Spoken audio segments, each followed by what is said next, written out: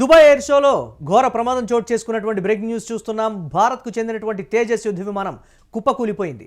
వైమానిక ప్రదర్శన చేస్తూ ఉండగా విమాన ప్రమాదం జరిగినట్లుగా అధికారిక వర్గాలు చెప్తున్నాయి. క్రాష్ అయిన ఫ్లైట్ నుంచి దట్టమైనటువంటి పొగ, మంటలు కూడా వస్తూ ఉన్నాయి. అయితే పైలట్ ఆచూకీ మాత్రం ఇంకా లభించలేదు. ప్రమాదంలో పైలట్ చనిపోయినట్లుగా అందరూ భావిస్తూ ఉన్నారు. ఘటనా స్థలం వద్ద సహాయక చర్యలు అయితే కొనసాగుతున్నటువంటి పరిస్థితి ఉంది. పూర్తిగా స్వదేశీ పరిజ్ఞానంతో తేజస్ విమానం తయారైంది. బెంగళూరులోని హెచ్ఏఎల్ సంస్థలో తయారైనటువంటి ఈ విమానం కూలిపోవటం ఒకంత ఆశ్చర్యానికి గురిచేస్తోంది. మధ్యాహ్నం 2:10 సమయంలో ఈ ప్రమాదం చోటు చేసుకున్నట్లుగా సమాచారం.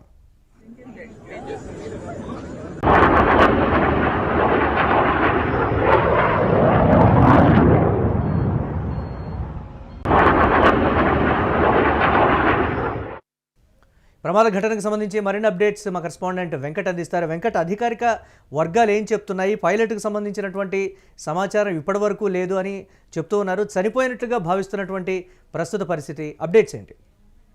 ఎస్ మురళి, దీనికి సంబంధించి తేజస్ విమానానికి సంబంధించి గత కొంతకాలంగా కూడా ఆందోళన వ్యక్తం అవుతుంది. 23 సంవత్సరాల క్రితం తయారు చేసినటువంటి పూర్తిగా స్వదేశీ పరిజ్ఞానంతో తయారు చేసినటువంటి తేజస్ విమానం ఏదైతే ఉందో, ప్రత్యేకంగా అంటే ఎక్కువగా యుద్ధ క్షేత్రంలో అంటే అనేక కార్యక్రమాలు చేయడానికి, అంటే క్షిపణులు ప్రయోగించడానికి, అలాగే మరికొన్ని కార్యక్రమాలు కూడా అంటే పూర్తి స్థాయిలో ఆ శత్రు దేశాల మీద దాడులు చేయడానికి కూడా దీన్ని రూపొందించడం జరిగింది. ఈ నేపథ్యంలో హాల్ బెంగళూరులో ఉన్నటువంటి హిందుస్థాన్ ఏరోనాటిక్స్ లిమిటెడ్ దీన్ని తయారు చేసింది. ప్రస్తుతం అయితే 4.5 వెర్షన్ కు సంబంధించిన యుద్ధ విమానాలు, తేజస్ యుద్ధ విమానాలు అయితే అందుబాటులో ఉన్నాయి.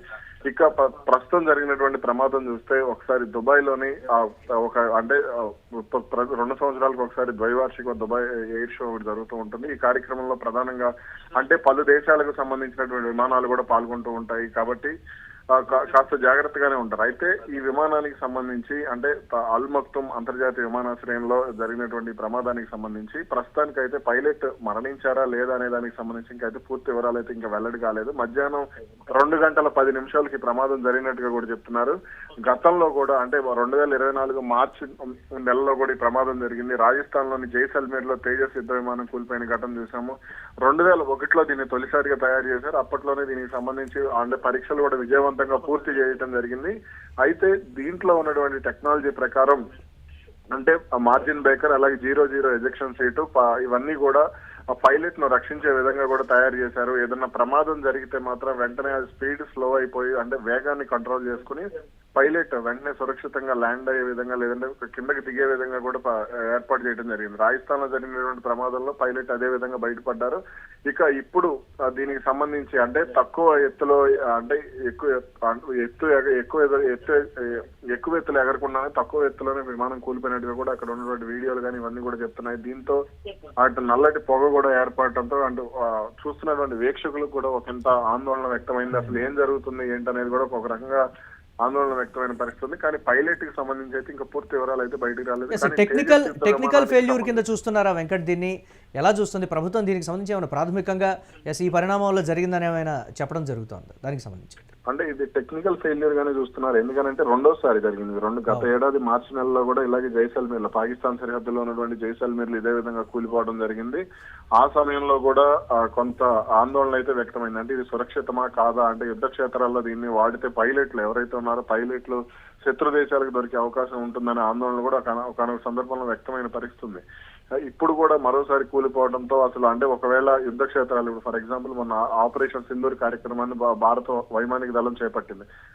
పాకిస్తాన్ ఉగ్రస్థావరాలపై పెద్ద ఎత్తున దాడులకు దిగింది. ఆ సమయంలో ఇటువంటి యుద్ధ విమానాలు పరీక్షించినట్లయితే, ఇటువంటి యుద్ధ విమానాలతో దాడులకు దిగినట్లయితే కనుక ఒకవేళ పైలట్ సురక్షితంగా అక్కడ ల్యాండ్ అయినా సరే ఖచ్చితంగా పాకిస్తాన్ అయితే హతమార్చే అవకాశం కూడా ఉండే సూచనలు ఉంటాయి. కాబట్టి దీనికి సంబంధించి టెక్నికల్ గా మరింత అభివృద్ధి చెందాల్సిన అవసరం ఉంది. స్వదేశీ పరిజ్ఞానాన్ని మరింతగా డెవలప్ చేయాల్సిన అవసరం ఉంది. దీన్ని తయారు చేసినటువంటి హిందుస్థాన్ ఏరోనాటిక్స్ లిమిటెడ్ ఏదైతే ఉందో ఆ సంస్థ పూర్తి మరిన్ని జాగ్రత్తలు తీసుకుని నిపుణులతో, అవసరమైతే విదేశీ నిపుణులతో కూడా దీనికి సంబంధించి భేటీ కావాల్సి ఉందని ఇది కూడా చెప్తూ వస్తున్నారు. కానీ దీని స్వదేశీ పరిజ్ఞానంతో తయారు చేశారు కాబట్టి ప్రస్తుతానికి అయితే కొంత అంటే యుద్ధ క్షేత్రాల్లో దీన్ని వాడకుండా, లేదంటే ఎయిర్ షోల్లో దీన్ని వాడకుండా కొంతకాలం ఆపివేసి ఒక 6 నెలల పాటు దీనికి సంబంధించి అంతర్గతంగా పరీక్షలు నిర్వహించాలి. ఏదైనా లోపాలు ఉంటే వాటిని సమీక్షించుకోవాలి. ఇప్పుడు జరిగిన యుద్ధ విమానానికి సంబంధించినటువంటి ప్రమాదానికి సంబంధించి కూడా పూర్తి స్థాయి వివరాలు సేకరించిన తర్వాతనే వాటిని యుద్ధ క్షేత్రాల్లో వినియోగించాలంటూ కూడా కొంత నిపుణులు అయితే సూచనలు, సలహాలు ఇస్తున్నారు. మరి దీనికి సంబంధించి పూర్తి వివరాలు అయితే తెలియాల్సింది. Right, thanks for updates Venkat. Dubai air షోలో జరిగినటువంటి ప్రమాదానికి సంబంధించి అయితే పూర్తి వివరాలు ఇంకా తెలియాల్సినటువంటి పరిస్థితి ఉంది. భారత్కు చెందినటువంటి తేజస్ యుద్ధ విమానం కుప్పకూలిపోయినటువంటి విజువల్ని యూటీవీ స్క్రీన్ మీద మనం ఎక్స్క్లూజివ్గా చూస్తున్నాం. వైమానిక ప్రదర్శన జరుగుతూ ఉండగా ఈ ప్రమాదం జరిగినట్లుగా అయితే చెప్తూ ఉన్నారు. క్రాష్ అయినటువంటి ఫ్లైట్ నుంచి అయితే దట్టమైనటువంటి పొగ మంటలైతే వచ్చినటువంటి పరిస్థితి ఉంది. పైలట్ ఆచూకీ అయితే ఇంకా లభించలేదని చెప్తూ ఉన్నారు. కానీ మరణించాడేమోనని అనుమానాలు కూడా వ్యక్తం చేస్తూ ఉన్నారు. ఘటనా స్థలం వద్ద సహాయక చర్యలు అయితే ముమ్మరంగా కొనసాగుతున్నాయి. పూర్తిగా స్వదేశీ పరిజ్ఞానంతో తయారైనటువంటి తేజస్ విమానం కూలిపోవడానికి సంబంధించి ఒకంత ఆశ్చర్యం వ్యక్తం చేస్తున్నారు. బెంగళూరులోని హిందుస్థాన్ ఏరోనాటికల్ లిమిటెడ్ సంస్థలో తయారైనటువంటి విమానం ఇప్పుడు కూలిపోయినటువంటిది మనం చూస్తున్నాం. అలాగే మధ్యాహ్నం 2 గంటల 10 నిమిషాల సమయంలో ఈ ప్రమాదం జరిగినట్లుగా కూడా అధికారిక వర్గాలు చెప్తూ ఉన్నాయి.